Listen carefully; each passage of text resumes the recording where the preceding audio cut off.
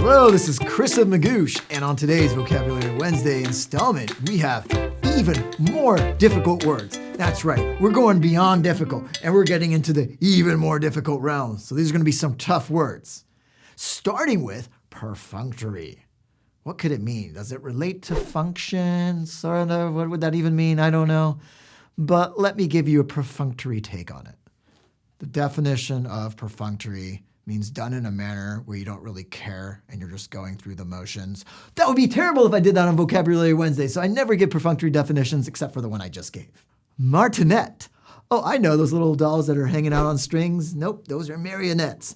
A martinet is a strict disciplinarian. So apparently back, I don't know, a few hundred years ago in the French military, there was some general or lieutenant who had the last name Martinet, and he was very, very strict. It was like, give me 300 push-ups now. No, please not, senor, monsieur Martinet. But now, of course, we don't necessarily use it in that exact context, but anyone who requires very strict discipline. And so maybe you're your own martinet, and you tell yourself, every day I'm going to study 200 vocabulary words, and I'm not going to eat anything unless I memorize all these definitions. Now, hopefully you're not doing that, but if you were, you'd definitely be a martinet. Desultory. Ooh, sounds kind of cool. How am I going to learn all these words? I don't know. I'll learn a word here. Oh, I'll go to a different Vocab Wednesday. Oh, wait, my flashcards just fell off the table. Let's go see which ones fell on the ground. Oh, there's a word to remember.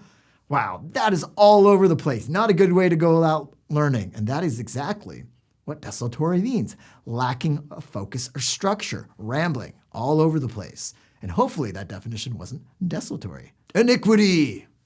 Oh, what could this word mean? It just doesn't sound good. And it isn't good at all. Iniquitous is the adjective, and iniquity means wickedness, evilness. And so if you're iniquitous, you're completely evil. Like Lord Voldemort from Harry Potter. He is a symbol of iniquity, completely evil, bent on the destruction of poor Harry. And if you want the rest of the plot, read the books or watch the movies. Next word is impervious. This word literally means something cannot be passed through. So if you have like a membrane and you try to make the water go through that membrane and it doesn't go in, like my skin, it's impervious, which is good. Otherwise the water would like go in there and that wouldn't be good. So is that the only context that we would use impervious? Well, actually, no. It's become more often that we see it used figuratively, as in, I am impervious to pain. I just cut my finger off and I'm fine. Actually, if that happened, I would not be impervious to pain. I would be screaming. And also, you can find in the context if you are not really emotionally reacting to much. You are kind of impervious. Nothing seems to faze you.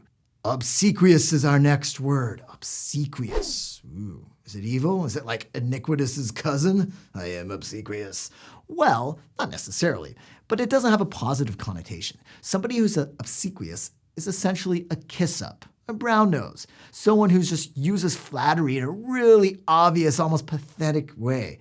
Now, here's a reference that maybe many of you get from The Simpsons. There's this evil CEO, Mr. Burns, and he has his little lackey, his little sidekick. I think Smithers is his name.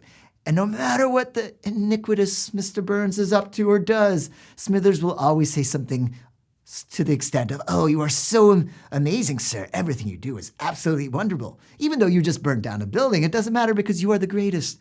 That's kind of gross, but there you have it. That is obsequious. Hopefully this is a good method of learning words. It's Vocab Wednesday. We package them nicely for you so you don't have a desultory or rambling method of learning vocab. Wait, don't go just yet. Are you studying for the GRE? Then join the 1.8 million students who have used Magoosh to tackle the test. Check out the link in the description below to find out more. And if you want more vocab videos, then check out the ones on the left.